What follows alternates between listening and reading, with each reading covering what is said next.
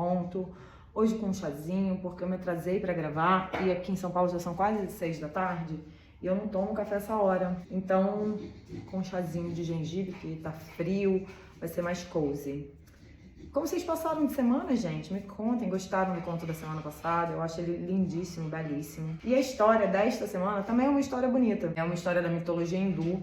Então, eu já quero explicar uma coisa pra vocês. Sempre que eu fizer um mito, né, eu faço uma adaptação do mito pra ele virar uma história a ser contada. Entende? Então, assim, aos mitólogos de plantão, talvez não exista uma precisão mitológica, porque eu tô mais interessada na narrativa do que na precisão mitológica.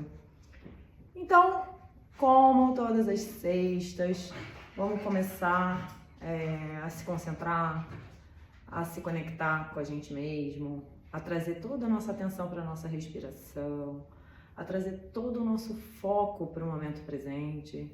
Vamos procurar ouvir ouvindo, sabe? Com todas as nossas células. Isso é capaz, a gente devia ser capaz de ouvir com o corpo todo. Isso é realmente ouvir, não é escutar. É ouvir, sabe? Quando todas as suas células estão envolvidas naquilo. Isso é ouvir. E quando a gente escuta assim, né? Quando a gente se doa desta maneira, a gente é capaz de viver o que está sendo dito. E a contação de histórias, ela é uma relação, né, entre o que eu conto e o que você ouve. E ela é um convite para a gente passar desse lugar, cruzar essa ponte. Então, se você tiver alguma habilidade com isso, sabe? Fecha seus olhos, se imagina na beira de um precipício, como se você tivesse chegado ao fim desse mundo e ele acabasse do nada num precipício. E aí você vê uma ponte que se forma e conecta esse mundo que a gente vive, que é o mundo das realidades, é o mundo do aqui e agora, é o nosso mundo dos humanos, é o mundo do trabalho, é o mundo dos papéis. E a gente vai cruzar essa ponte e entrar lá naquele outro mundo que está lá do outro lado, que a gente está vendo lá longe. Aquele é o mundo da fantasia, é o mundo da imaginação, é o mundo das possibilidades. É o mundo do era uma vez e do para sempre, que duram apenas um segundo. É um mundo onde o tempo é outro e é relativo. Então vamos se permitir cruzar a ponte para esse mundo, se concentrar, que nós temos mais uma história. E essa história, como eu disse, é um mito hindu da mulher que se chamava Morte. No princípio, o Senhor Brahma criou tudo o que havia. Criou os céus, as terras, os mares, rios, lagos, todas as plantas e todos os seres, animais, homens, mulheres. Tudo o que havia no planeta foi criado pelo Senhor Brahma. Só houve uma coisa que ele não criou, e essa coisa foi a morte. Então, por um tempo, tudo o que havia no planeta cresceu e floresceu, e resplandeceu e se multiplicou, e se multiplicou, e se multiplicou, e se multiplicou infinitamente, até que todos os lugares estavam cheios. Os céus, os mares, os rios, a terra toda estava cheia. E então veio a dor, e veio a doença, e veio o sofrimento, mas não veio a morte. E a terra gemeu sob esse peso e silenciou com uma dor profunda. E Brahma, vendo tamanho sofrimento, gritou de horror. E de uma parte de si, ele arrancou e moldou uma mulher. Cabelos negros, pele negra, olhos negros, bela como a noite. E seu nome era Morte. E quando ela estava pronta, ele eternamente olhou para ela e disse: seu nome é Morte. E o seu dever é acabar com a vida. Ao ouvir isso, a Morte fugiu horrorizada, cheia de dor por um trabalho tão cruel. Ela fugiu, mas não havia como fugir de Brahma. Então, ele a encontrou. E ele disse novamente: o seu nome é Morte, e o seu dever é destruir a vida. E ela mais uma vez, sem nem esperar que ele terminasse essas palavras, correu para um deserto vazio e desesperançoso e se escondeu de novo. Mas Brahma ocupava todos os lugares e a encontrou mais uma vez. E quando ele a encontrou no silêncio do deserto, ele olhou para ela e disse: filha, você é a morte. O seu trabalho é dar fim à vida. E ela não podia aguentar tal pressão. E pela última vez ela fugiu. E ela fugiu. E ela fugiu. E ela chegou no confim do mundo, lá onde tudo acaba, num precipício sem fim. E não havia mais para onde fugir. E Brahma, mais uma vez, a alcançou. E quando ele chega, ele olha para ela e ternamente fala: filha. E ela diz, horrorizada: por favor, Senhor, não, não. Porque eu tenho que ser a portadora dessa desgraça? Porque eu tenho que trazer tanto mal a quem nada me fez? E ele, com os olhos cheios de compaixão e os lábios cheios de ternura, disse: filha, você não me ouviu. O seu trabalho é dar fim à vida, pois se existe a vida, deve haver a morte. Seu trabalho não é ser a destruidora do mundo, mas a protetora dele, porque sem a morte não há fim para o sofrimento, não há fim para a doença, não há fim para nada, e não há o mais importante, a possibilidade de renascer.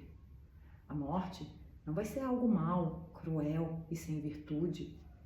A morte é restauradora do equilíbrio da vida.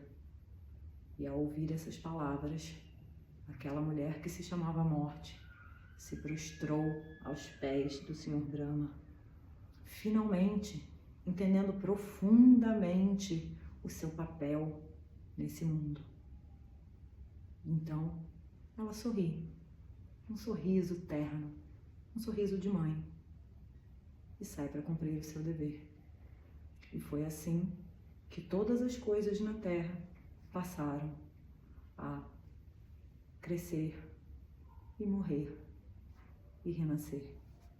E foi assim também que o equilíbrio voltou a ser restaurado na Terra. Ai, gente, é muito lindinho esse conto. Ele é bem bonito, é a segunda vez que eu faço ele essa semana. E o que eu queria trazer para vocês, né? Tem um monte de coisa bonita. Eu acho que o principal desse conto é algo que a gente fala aqui quase toda semana, que é sobre o ciclo vida, morte e vida. Então, não existe equilíbrio sem a morte. Não existe equilíbrio sem que você permita que coisas morram. E eu achei isso muito bonito. Achei muitas coisas bonitas. A primeira, a morte ser uma mulher e ela ter um sorriso de mãe. A morte pode ser um carinho, pode ser um cuidado. Às vezes, o fim de alguma coisa, embora traga muito sofrimento, ele é eterno. Ele traz paz para o coração. Então, isso é um pensamento bonito, né? E pensar que as coisas não existem, uma polaridade só não é boa. O Senhor Brahma criou tudo que era bom, mas não criou o fim para tudo que era bom. E sem o fim do que é bom, vem o que é ruim. Como ele não pensou que a vida tinha que acabar, a terra ficou cheia e veio o sofrimento e veio a dor. E na nossa vida é assim também, né? Quando a gente está sempre, e eu acho que a gente está vivendo um tempo assim, um tempo superficial, um tempo em que a gente está muito focado no prazer, no que é gostosinho, no que é confortávelzinho. E a gente não está querendo viver as mortes, as dores, né? E aí a gente não consegue dar espaço para o que é bom renasça, para que outras coisas renasçam, para que outras versões nossas renasçam. Então, esse é o segundo aspecto. E por último, que eu achei muito lindo, que é bem no fim do conto, que é quando ela entende profundamente o papel dela nesse jogo, nessa história.